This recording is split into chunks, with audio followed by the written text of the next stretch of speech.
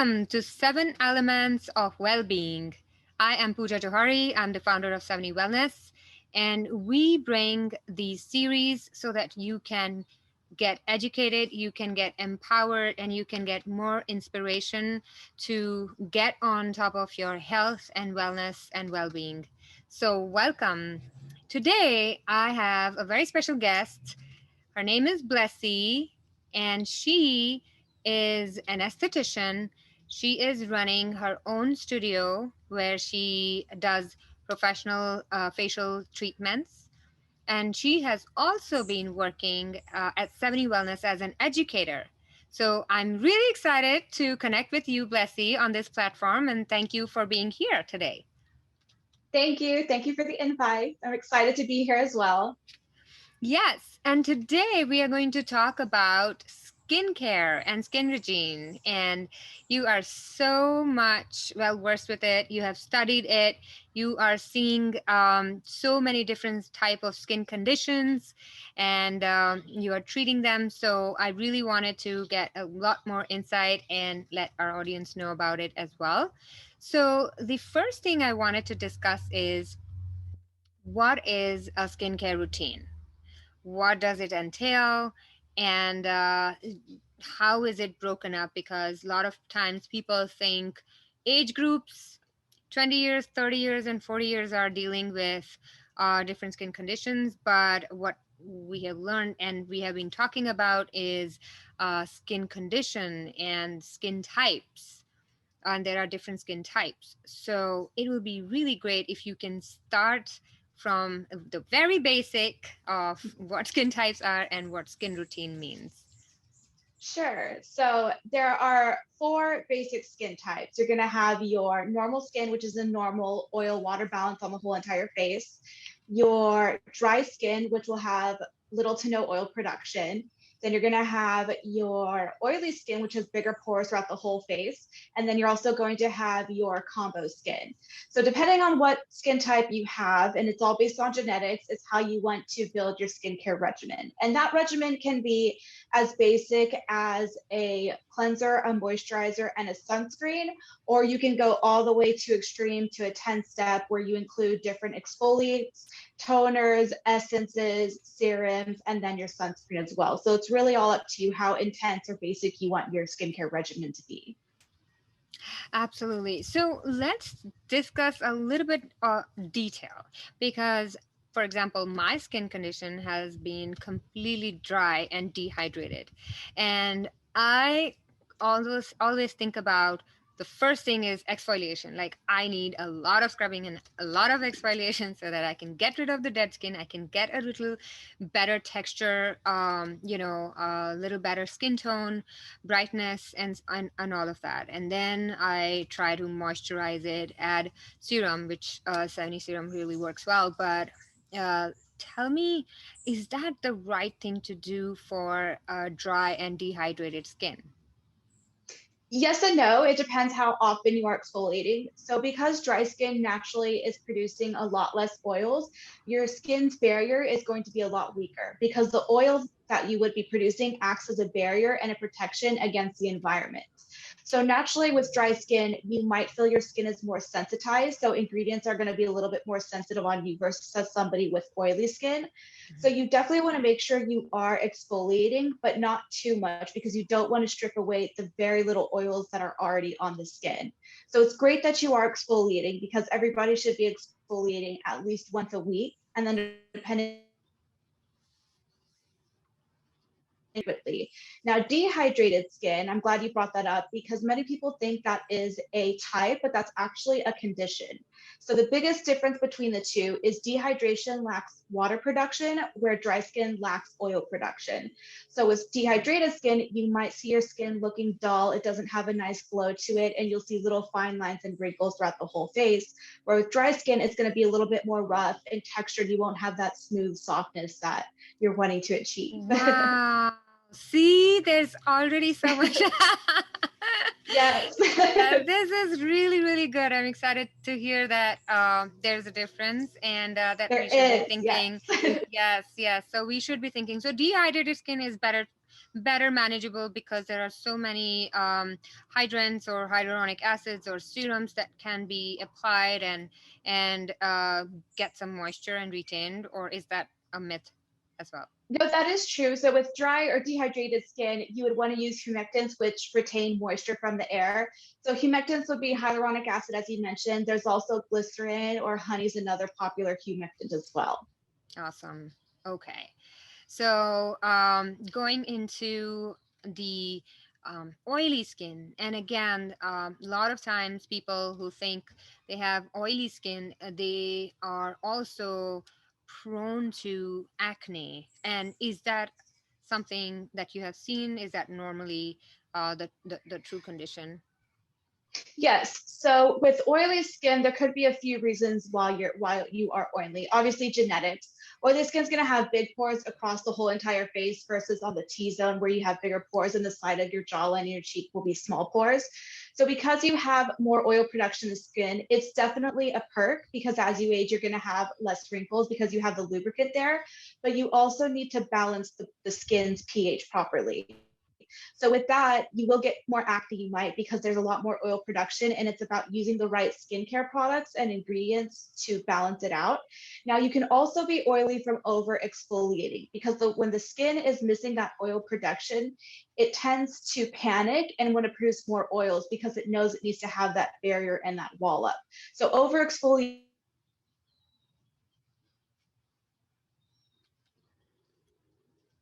Oh no.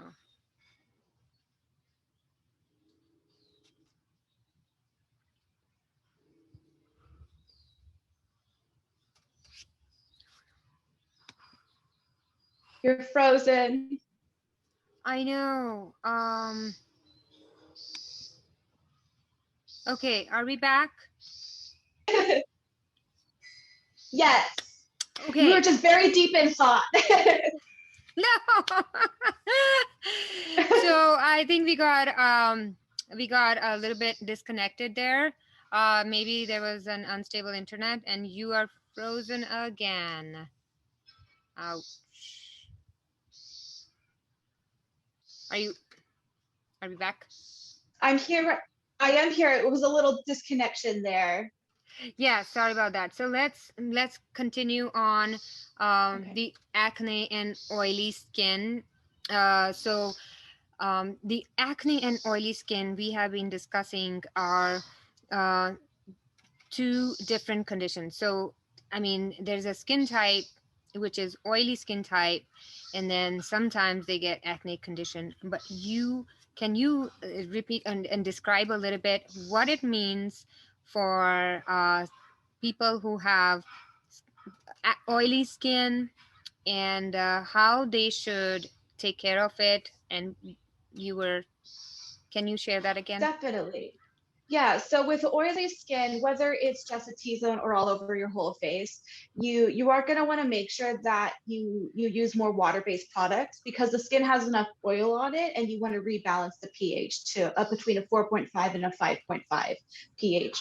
So with that, using water-based products is a good way to start. Nothing too rich or thick on the skin.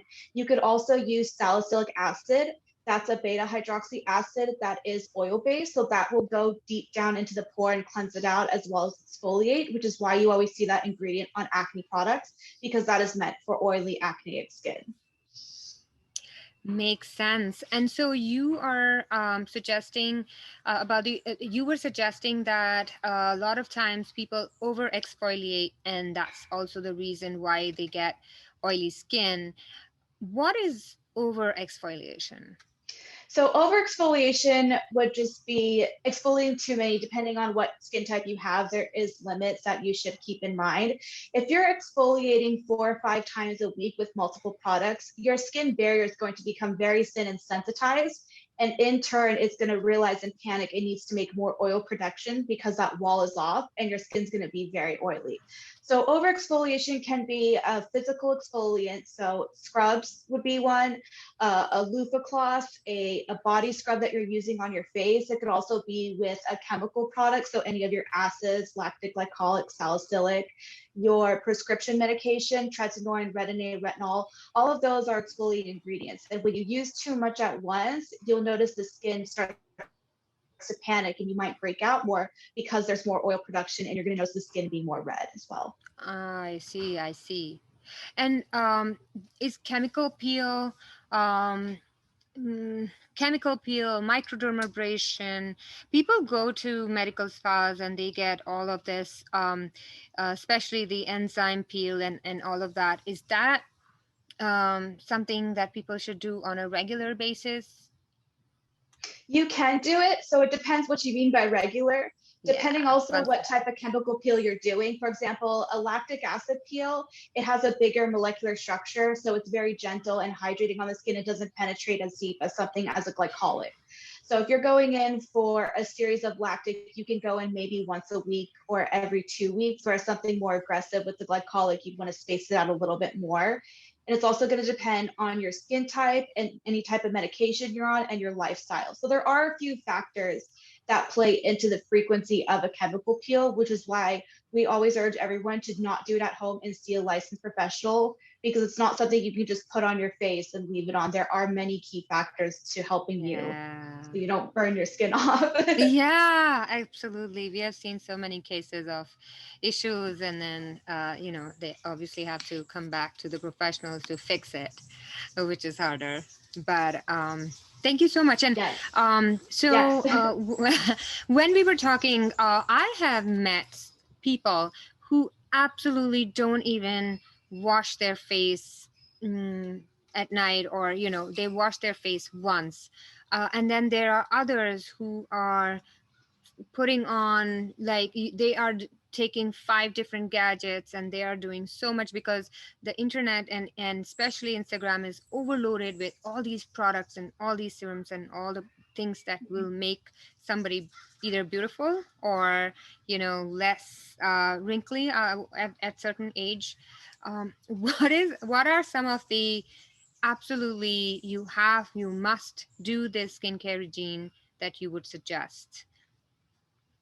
So you definitely want to make sure you are washing your face. If you don't wash it in the morning, you want to wash it at night at least, to wash off all the pollutants and the free radicals that have been put on the face to help prevent aging and any pigmentation that might happen.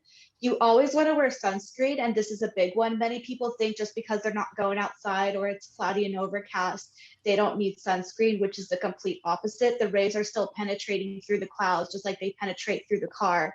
So you want to make sure you are applying your sunscreen every 2 to 3 hours. And if you're going to be in the water a little bit more frequently, so you do prevent the aging and burning rays penetrating your skin. Right. And I'm doing these live videos, and so many times people ask me, now that we have rainy season, do we still need to wear sunscreen? So you Yes, absolutely bring always. the right. Yes. Yes. No, we do have to. That's something. So going into the age group that we started with, there are 20-year-olds that have a very different skin issues that they are facing, and probably that's where they are going through some hormonal changes, ups and downs, versus the 30-year-olds and then the 40 plus. Is there a certain skincare routine that you see which can be divided into age group, or maybe product wise that you can think of, that a 20-year-old should keep in mind when they are thinking about their skincare routine? Sure. Well, skincare is always going to be preventative. What we're doing for our body now is to prevent any future complications and issues that might arise as best as possible. So, someone who's in their 20s, most of the time, their regimen is going to be a lot more basic than someone in their 30s, 40s, and 50s, just because they don't have as much time. They don't want to dedicate as much. So for somebody in the 20 age range, I always recommend cleanse, moisturize, sunscreen. If you're having any issues like pigmentation, you can include a vitamin C serum, again, making sure you're applying your sunscreen. If you're trying to treat, fine lines and wrinkles, make sure you have a really good eye cream with you. Somebody who's in their 30s, we can say, let's introduce some retinol into your regimen. We start to lose our collagen and elastin production starting in our 30s. So it's really important to make the skin work and the dermis and say, keep producing. We want plump skin and beautiful, non-sagging skin. So let's include the retinol in our regimen to exfoliate. And somebody who's older, they're going to notice more dry skin because their hormone changes, like you said. So that's when we say use a thicker moisturizer, add in some more serums, add in some thicker moisturizers or different cleanser types, and include more modalities as well, at-home skincare devices that you could safely use. Right. And talking about modalities, I think that microcurrent is something that we talk about all day long. So, Yes. so I always tell the 20 to 30-year-old age group that this is a really great preventative modality. Microcurrent is going to help in push the products deeper. It's going to help retain the moisture. It's something that they can use as a preventative measure, but as they are growing older, 40 plus year old women should create their skincare regime with microcurrent mandatorily as part of their routine, and it is going to help in building up the ATP that we start losing in like really dramatically after 40. And so it is something very important. Is that and is there Yeah. something that you wanted to add as well? Yeah, no, it's very true. The sooner we can start working on our skin, the better it's going to look in the long run. So if you notice at any age that you're starting to see more sagging or fine lines and wrinkles, microcurrent is good for any age almost. So Yeah. it's a good treatment because it has such a wide range of intensity. Someone who's younger won't have to do it as frequent and they can get better results at a lower intensity. Whereas someone who's older with more mature skin, it's going to take some time to work on it. But you still have that same device you're using. It's just affecting the skin a little bit differently. So it's great to use in the 40s. You like you said, it is a must. If you want to prevent Botox, and you don't want to spend a Yes. lot on skincare regimen, microcurrent is the safe way to go always. Right, right, absolutely. Um, One last thing before we conclude is there is like few common skincare conditions that we constantly come across is hyperpigmentation and acne. These are the two conditions that people ask about all the time. Is there something that you have specifically for this? You blocked out. I heard something about acne and hyperpigmentation. Something about treating acne and hyperpigmentation. Was that the question? These are, yes, so these are the two skincare conditions, the hyperpigmentation and acne. So acne typically we see in younger age group and they struggle with it. Is there anything that you can share that they can do so that they can help? And you can include any product recommendation or any gadget like device modality recommendation. And then second was the hyperpigmentation, or sometimes people get it as an age spot, the dark spots and things like that. Yeah, so for both of those, if you want a quick modality fix, LED light's going to be your best way to go because the blue LED light will help kill the P. acne bacteria. And for hyperpigmentation, you can do the green LED. It helps soothe the skin and kind of minimizes pigmentation. As far as ingredients go, salicylic acid is great for your acneic skin. You can also do a little benzoyl peroxide to spot treat. For hyperpigmentation, sunscreen always. You want to suppress the melanin and tell your skin to stop producing more, and that'll really help protect it. Vitamin C, kojic acid, those are all Yes. really good. Arbutin, these are all safe ingredients. Hydroquinone is a little bit trickier to use, and it's now prescription only. So we tend to stay away from it because it does require a stricter regimen. But vitamin C is always a great one to go to. You just want to make sure that you're not using it too much because there's some that are very active versus others. So consult with an esthetician to see what's a good vitamin C product to use. Wonderful. And I agree. And in all of these, I think microcurrent just is an additional benefit to help in this aging process. When the Yes. acne is at a point where it is more subsided and it is more just inflammation or just redness, then we recommend using the microcurrent at that time. And it helps Yes. in antibacterial and things. It'll calm the skin and help oxygenate it from the inside out, which acne is the result of the sebaceous glands overproducing and there's no oxygen to the skin. So microcurrent will Correct. definitely help it as long as there's no active pustules where you could accidentally pop and cross contaminate the rest on your face. But Yeah. yes, microcurrent's a good option for that. Yeah, I wish that I had all of that information when I was in my teenage, because I was really struggling with a lot of acne issues. But I'm happy that it is, out of the way. But thank you so much for bringing this information out and helping. I think that we should connect again and dive deeper into this Yes, topic. There's so I'd much to love discuss to. and topic. Yes, skincare is such a it's a big mystery. And one thing to remember is that there is no such thing as one product fits all skin. So it's very important to go see someone who's licensed, who spent hours and time learning about the skin, the chemistry of it, the science behind it, to see why you need to use this product for your skin type and condition. That way you can get your regimen locked down. And it's not always a 10-step requirement. Sometimes you just need a good 2 or 3 products with the right ingredients, and you'll notice your skin have many good changes, and you save a lot of money too, and you're helping your skin. So it's a win-win for everyone. That's right. So, women who are looking for non invasive natural processes, there are so many things and modalities that you can work with and help yourself before it gets too late and you have to go through invasive procedures. Yeah, and microcurrent's one of them. So why not Sounds take the good. plunge and do it? Yeah. Thank you. Thank you, Blessy, so much. Thank you. This was great. Thank you so much, Pooja.